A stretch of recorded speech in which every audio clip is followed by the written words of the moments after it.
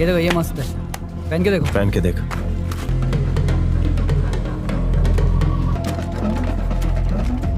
Assalamualaikum guys, oke kembali lagi bersama Draft Movie Review.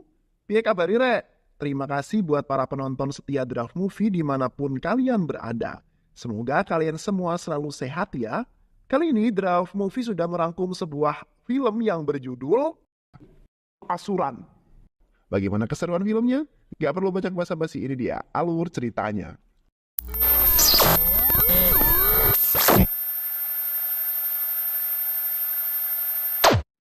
Detekur, India Selatan.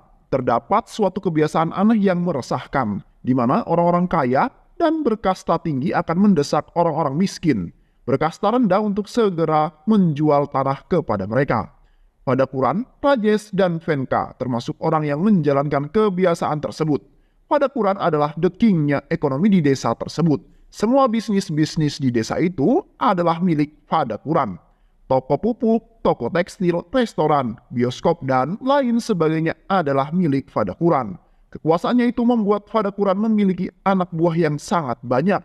Orang yang berikutnya adalah Venka, adik dari Pada Quran. Venka adalah seorang usahawan yang bergerak di bidang industri. Berbagai pabrik yang ada di sana semuanya adalah milik Venka. Venka terus meluaskan usaha industrinya tersebut. Dia berencana untuk membangun satu lagi pabrik. Oleh karena itulah dia akan membeli tanah masyarakat dengan harga yang sangat murah. Di sisi lain, sebuah keluarga kecil sedang bahagia menjalankan aktivitas kehidupannya. Mereka adalah Syami, seorang yang penyabar sekaligus kepala keluarga. Paca adalah istri Sami. Ada juga kakak ipar Sami yaitu Gesan dan kedua anaknya yang masing-masing bernama Murugan dan juga Cidam. Keluarga Sami adalah keluarga miskin dan berkasta rendah. Walaupun demikian, mereka hidup dengan damai dan sangat bahagia tentunya. Sami menjalani kehidupan sebagai seorang petani. Pada suatu hari, keluarga Sami sedang bersuka cita karena Murugan, anak pertama Sami, akan segera menikah dengan seorang gadis idaman yang ia cintai. Di malam harinya, Sami, Murugan, dan juga Cidam sedang duduk santuy di gubuk yang ada di lahan mereka. Mereka duduk santuy di sana sambil menjaga kebun mereka dari serangan hama, terutama babi hutan. Di tengah-tengah kegiatan mereka itu, tiba-tiba saja Manda yang merupakan preman di kampung itu lewat di hadapan Syami. Manda adalah preman yang sering dibayar untuk menindas warga agar mau menjual tanah-tanahnya. Ketika Manda lewat di hadapan Sami, Sami menyapanya dan mereka saling bertegur sapa satu sama lain. Namun, tegur sapa itu ternyata tidak disukai oleh Cidam, anak Sami. Cidam menanyakan mengapa bapaknya mau menyapa Mada, sedangkan dia adalah orang yang sering berbuat zolim di desa tersebut. Bapak itu ngapain sih, Pak? Kok ia mau-mauan nyapa orang brengsek kayak dia itu? Heh, kamu itu gak boleh ngomong kayak gitu, gak sopan tau gak? Udah kayak jagoan aja kamu bisa ngomong seperti itu, ujar Sami. Setelah obrolan mereka itu selesai, tak lama kemudian seekor babi hutan datang menyerang kebun mereka. Mereka bertiga dengan sigap langsung memburu babi hutan itu dengan bantuan anjing kesayangan Cidam. Mereka terus mengejarnya hingga sampai ke ujung kebun. Namun mereka tidak berhasil memburu babi hutan itu. Justru anjing kesayangan Cidam malah tewas kesetrum pagar listrik milik Pada Quran. Cidam sedih dengan kematian anjing kesayangannya itu. Atas kejadian itu, keesokan harinya Murugan bersama para warga di desa itu datang untuk menemui Pada Quran. Mereka protes dengan keputusan Pada Quran yang memasang pagar listrik itu. Pak, sampean yang bener aja pak, masa cuma perbatasan antar kebun aja dipasangin pagar listrik? Ini kan berbahaya pak, bisa memakan korban jiwa. Kemarin anjing saya barusan saja tewas karena kesetrum pagar listrik tersebut, ujar Murugan. Tapi Pada Quran sama sekali tak mendengarkan kata-kata Murugan. Dia membantah pernyataan Murugan. Hei, itu kan tanahku, suka-suka akulah. Mau aku apakan? Mau anjing kalian mati kek? Mau mati kek? Itu bukan urusan saya, ujar Pada Quran. Kata-kata Pada Quran itu membuat Murugan dan para warga di sana marah dan tersinggung. Tapi tidak ada satupun dari mereka yang berani melawan Pada Quran. Murugan tak tinggal diam, karena jengkel di malam harinya Murugan merobohkan semua pagar listrik milik Pada Quran. Keesokan harinya Pada Quran lewat untuk melihat kebunnya. Pada Quran sangatlah murka melihat semua pagar listrik miliknya sudah roboh. Berserakan tak karuan. Fadakuran yakin bahwa ini adalah perbuatan Murugan, anak dari Sami yang protes kemarin. Sami yang mengetahui aksi anaknya tersebut tentu saja marah. Dia menasihati Murugan dan mempertanyakan tindakannya itu. "Nak, kamu itu ngapain sih sampai ngerobohin pagar-pagar listrik milik Fadakuran? Ini kalau Fadakuran tahu bisa bahaya, tahu nggak sih? Bisa aja ada masalah baru nanti." Tapi Murugan dengan kekeh membela dirinya sendiri. "Udahlah Pak, kita itu jangan jadi pecundang. Kita itu gak perlu takut Pak sama Fadakuran," ujar Murugan. Ganesh, kakak ipar Sami, sangatlah bangga dengan keberanian ponakannya tersebut. Dia bahkan menasehati Sami untuk mendukung tindakan Murugan. "Sami, kamu itu harusnya bersyukur karena memiliki anak yang pemberani." Esokan harinya, seperti biasa, ibu Murugan pada datang ke ladang untuk mengairi ladang miliknya. Namun baru saja tiba di sana, Paca langsung memarahi Rayes, anak Fadakuran. Paca tak terima dengan aksi Rayes yang mengairi ladang-ladangnya dengan mesin pompa air. "Kalau kamu pakai mesin itu Rayes, semua air-air di sini akan habis. Dan semua warga yang ada di sini tak akan bisa mengairi ladang-ladangnya," ujar Paca. Paca meminta Rayes untuk segera mematikan mesin pompa tersebut. Namun Rayes sama sekali tak mendengarkan perkataan Paca. Paca yang kesal kemudian berjalan untuk mematikan mesin pompa air tersebut. Rayes tak terima dengan mendorong Paca untuk segera menjauh dari mesin pompanya. Paca jatuh tersungkur. Murugan murka melihat ibunya diperlakukan seperti itu. Dia datang menghampiri Rajes dan langsung menghajarnya. Murugan dikeroyok oleh 6 orang tapi berhasil mengalahkan mereka semua. Karena kejadian tersebut, Fadakuran meminta polisi untuk segera menangkap Murugan dan tak lama kemudian pihak kepolisian berhasil menangkap Murugan. Murugan dibawa ke kantor polisi untuk disiksa. Sami yang mengetahui hal tersebut memohon kepada Fadakuran agar Murugan bisa dibebaskan. Fadakuran bisa saja melepaskan Murugan tapi dengan satu syarat. Sami harus sujud dan mencium seluruh kaki keluarga Fadakuran. Sami tanpa pikir panjang langsung menyetujui persyaratan tersebut.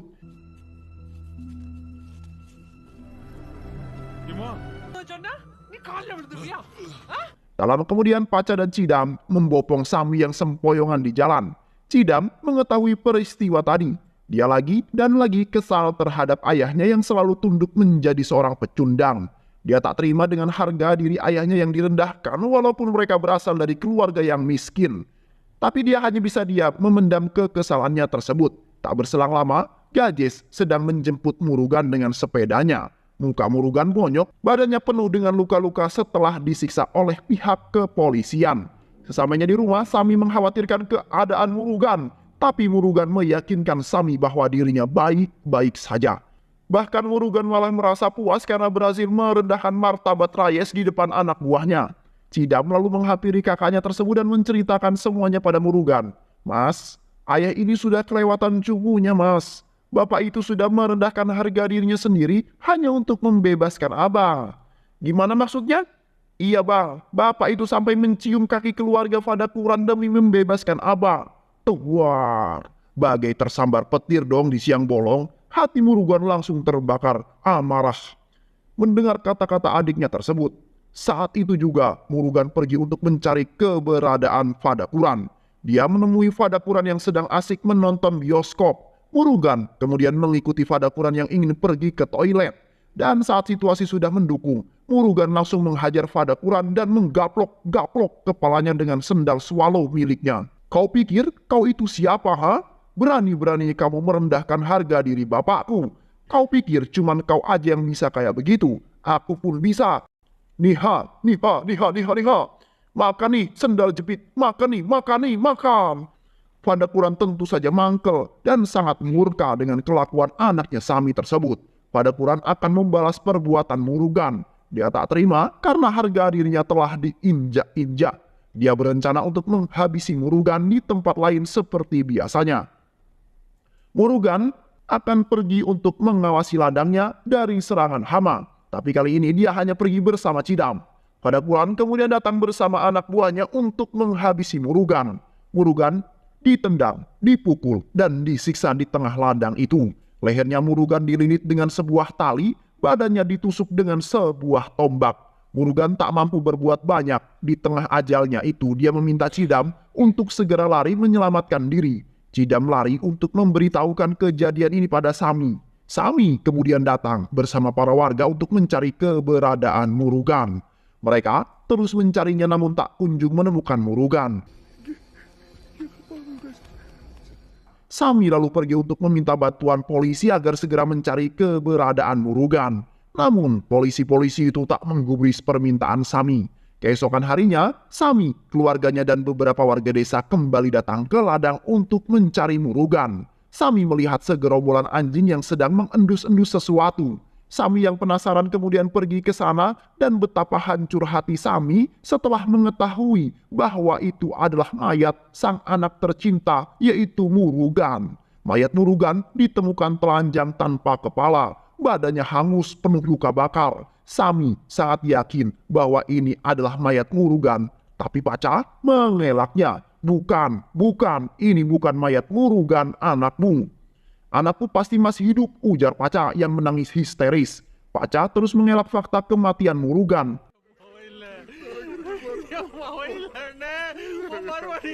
Sami kemudian pergi ke kantor polisi untuk melaporkan hal tersebut.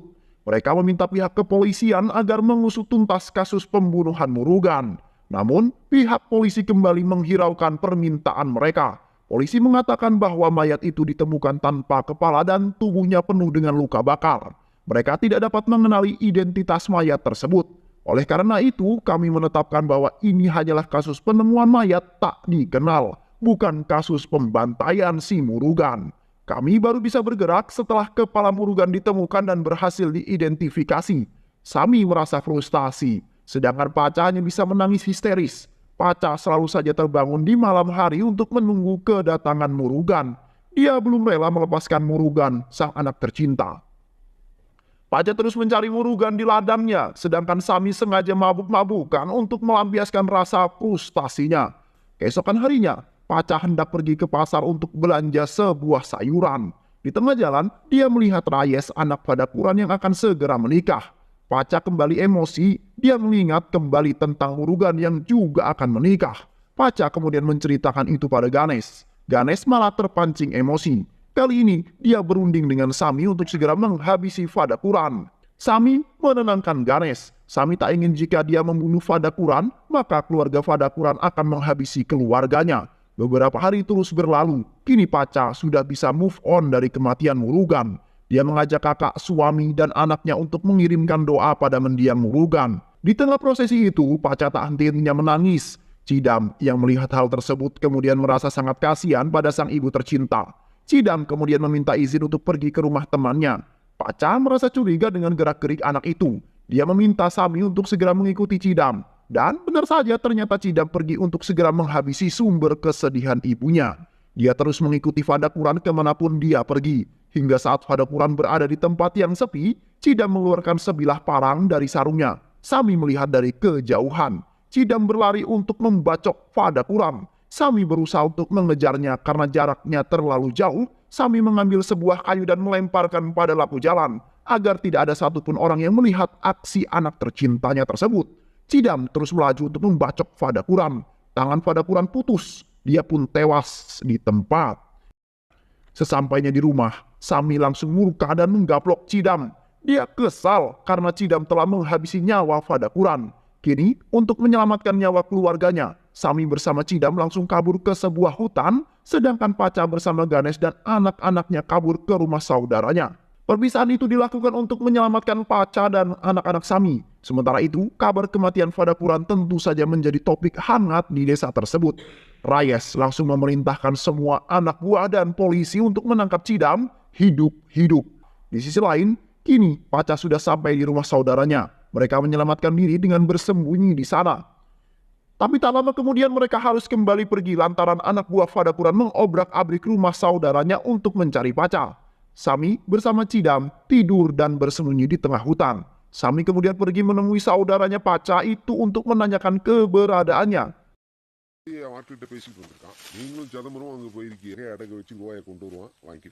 Saudara Paca sama sekali tak mengetahui kemana Paca pergi. Sami jadi semakin bingung sekarang. Dia tetap melanjutkan pelariannya. Tak lama kemudian anak buah Fadakuran berhasil menemukan Sami dan Cidam. Mereka langsung berlari untuk segera menangkap Cidam. Sami tak tinggal diam. Dia melawan ke-6 anak buah Fadakuran dan berhasil mengalahkan mereka semua. Mada yang ada di sana juga berhasil dikalahkan oleh Sami. Mada tak berdaya, tapi Sami enggan menghabisinya. Cidam meminta ayahnya untuk segera menghabisi Mada.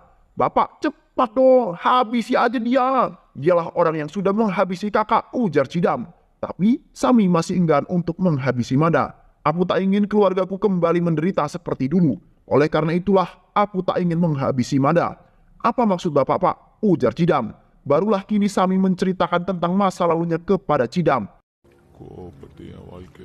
Dulu, Sami adalah seorang penjual minuman yang paling enak di desanya. Semua orang selalu mengantri untuk membeli minuman itu. Sami memiliki seorang bos yang sangat respek kepada dirinya. Setiap saran yang diberikan oleh Sami pasti selalu didengarnya. Suatu ketika Sami merasa bosnya itu sedang kesulitan untuk mengurus pabriknya. Sami lalu mengusulkan Pandi, temannya yang pintar, untuk membantu bosnya itu. Bos menerima usulan Sami, kini Pandi resmi bekerja dan mengelola pabrik milik bosnya Sami. Sami memiliki seorang abang yang gagah berani. Dia memimpin masyarakat miskin untuk melawan kekejaman yang dilakukan oleh orang-orang kaya. Orang-orang kaya selalu menindas dan menjarah tanah milik mereka. Suatu ketika abang Sami pergi untuk menemui seorang pengacara yang kita sebut saja sebagai Otto Hasibuan. Dia adalah pengacara jujur yang selalu membela nasib rakyat kecil. Abang Sami menyampaikan segala permasalahan kepada Otto Hasibuan. Otto lalu menggelar sebuah pertemuan penting dengan bosnya Sami. Otto menuntut agar bosnya Sami mengembalikan tanah masyarakat yang sudah dijarahnya. Sami berjalan untuk menemui Pandi. Dia meminta uang gajinya kepada Pandi. Namun, Pandi tidak memberikannya. Dengan sombong, dia malah menghina Sami. "Hei Pandi, jangan sok-sokan kamu ya. Kamu itu bisa berada di posisi sekarang karena jasaku. Aku yang merekomendasikanmu," ujar Sami. Di tengah keributan itu, bosnya datang untuk melerai mereka berdua. Bosnya memberikan uang gaji Sami dan masalah pun selesai. Beberapa hari kemudian, Sami pergi untuk menemui pacarnya. Ternyata saat itu kaki pacarnya Sami sedang luka karena tertusuk duri. Sami yang tak ingin ayamnya itu terluka, kemudian membuatkan sendal untuk pacarnya itu. Pacarnya memakai sendal itu untuk pergi ke pasar. Namun di tengah jalan, pacar Sami malah ditegur oleh Pandi. "Heh kamu, ngapain kamu pakai sendal? Kamu kan kasta rendah, gak boleh kamu pakai sendal itu. Cepat lepaskan dan taruh di kepalamu," ujar Pandi. Di desa Sami hanya orang-orang berkasta tinggilah yang boleh memakai sendal. Walaupun sudah diminta untuk melepaskannya, pacar Sami tetap kekeh ingin memakainya. Dia mengacuhkan teguran dari Pandi. Pandi yang kesal lalu melempar pacarnya Sami. Dia kemudian memaksa pacar Pandi melepaskan sendal itu dan menaruhnya di kepala. Tak hanya cukup sampai di situ, Pandi lalu menerjang pacar Sami di depan semua orang. Sami yang mengetahui hal tersebut tentu saja murka. Dia segera mencari Pandi dan langsung menghajarnya.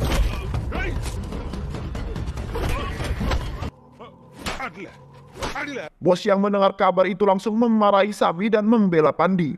Bos tampak mulai condong pada Pandi, ungkap Sami. Padahal Sami sudah sangat lama mengabdi pada dirinya. Di suatu malam, Otto Hasibuan melakukan pertemuan dengan semua warga miskin. Otto mengajak warga-warga di sana untuk kembali merebut tanah milik mereka. Sami yang sudah muak dengan bosnya itu juga ada di sana. Mereka akan melakukan demo besar-besaran kepada bos Sami. Aksi itu akan dipimpin oleh abangnya Sami. Bos yang mulai merasa terancam meminta Pandi untuk membakar seluruh rumah keluarga Sami. Semua keluarga Sami tewas terbakar. Ibunya Sami yang tengah sekarat kemudian mengatakan kepada Sami bahwa ini semua adalah ulah Pandi. Sami langsung terbakar emosi, dia murka dan langsung mencari keberadaan Pandi. Pandi yang melihat Sami langsung lari menyelamatkan diri ke dalam rumah bosnya. Dia mengunci pintu tapi Sami berhasil mendobraknya. Sami langsung menghajar semua orang yang ada di sana. Sami melawan 8 orang di sana. Pandi dibacok hingga tangannya putus. Sami lalu membunuh dan menghabisi semua orang yang ada di hadapannya, termasuk bosnya sendiri. Kini Sami kehilangan arah. Dia tak tahu mau kemana lagi. Dia juga tak memiliki siapa-siapa lagi. Sami sendirian. Sami lalu pingsan di sebuah desa. Ganesh kemudian merawat Sami hingga siuman. Sami diberikan sebuah pekerjaan dan diizinkan tinggal di rumah Ganesh. Sami kembali mendapatkan kesempatan hidup yang kedua. Ganesh lalu menikahkan Sami dengan adiknya Paca, dan tak lama kemudian lahirlah Murugan dan adiknya Cidam. Cerita kemudian kembali ke masa kini. Sami mengatakan kepada Cidam bahwa dia sangat ingin sekali membalas kematian Murugan. Tapi di lain sisi, Sami tak ingin kehilangan keluarganya lagi. Cidam kini menyadari bahwa ayahnya bukanlah seorang pengecut dan pecundang. Dia selalu sabar dan menghindari perkelahian karena tak ingin kehilangan keluarga tercintanya lagi. Mereka berdua lalu pergi dan terus melanjutkan perjalanan mencari Paca. Tak lama kemudian mereka lalu bertemu dengan Paca. Cidam menceritakan kepada ibunya bahwa ternyata, "Bu, bapak itu bukanlah seorang pecundang loh, Bu.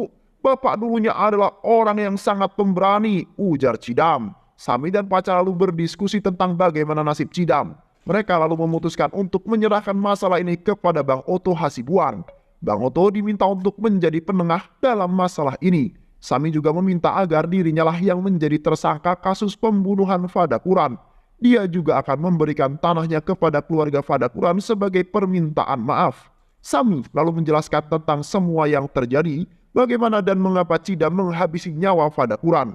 Permintaan disetujui, Bang Oto Hasibuan siap menjadi penengah dalam kasus ini. Beberapa kemudian pertemuan pun dilakukan. Bang Oto mempertemukan keluarga Fadakuran dengan keluarga Sami. Syarat Sami lalu diajukan dan diterima oleh keluarga Fadakuran. Kini masalah pun berhasil diselesaikan. Sami akan segera dibawa ke pengadilan. Kemudian di malam harinya seorang pria datang menemui Sami. Dia menanyakan kepada Sami kenapa Sami menyerahkan tanahnya itu kepada keluarga Fadakuran. "Kau tahu kan bahwa keluarga Fadakuran itu tak bisa dipercaya. Mereka itu orang yang munafik, Sami. Sekarang anakmu Cidam sedang dihajar habis-habisan oleh mereka semua." Tawar. Sami tentu saja syok mendengar hal tersebut. Kesabaran kini telah habis. Tidak ada lagi kata maaf bagi keluarga Fadakuran. Sami datang dengan membawa parangnya untuk menghabisi mereka semua. Sami dikeroyok, tapi kebrutalannya itu berhasil mengalahkan mereka semua. Rayes anak Fadakuran dan Vinka adik Fadakuran tewas dibacok oleh Sami.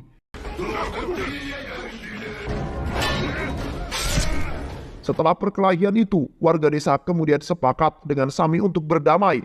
Mereka berjanji untuk menjaga perdamaian ini sehingga tidak akan ada lagi pertumpahan darah. Keesokan harinya, Sami akan menyerahkan diri ke pengadilan. Tapi sebelum itu, dia berpesan kepada Cidam, "Nak, kau telah kehilangan abangmu dan kini kau akan kehilangan bapakmu. Polisi dan pengadilan tidak adil kepada kita. Kau pasti marah dan akan balas dendam kepada mereka. Tapi nak, kendalikanlah amarahmu itu. Bersabarlah, balaslah perbuatan mereka dengan sebuah kedamaian. Jadilah orang yang pintar, sekolahlah yang tinggi. Jika kau memiliki tanah, mereka bisa menjarah dan merebutnya. Jika kau memiliki uang, mereka bisa merampas dan merampoknya darimu. Tapi jika kau berpendidikan tinggi, mereka tidak akan bisa mengambilnya darimu. Jadilah orang yang jujur dan tegakkanlah keadilan di desa ini." Dan film pun selesai. Terima kasih udah nonton video ini sampai akhir. Semoga kalian semua terhibur. Jangan lupa subscribe, like, comment, and share ya. Pisang habis dimakan kunti. Kunti dilepas banyak maunya. Salam undur diri dari Draft Movie. Dan terima kasih buat penonton semuanya. Draft Movie pamit. Sehat selalu. Wassalamualaikum warahmatullahi wabarakatuh.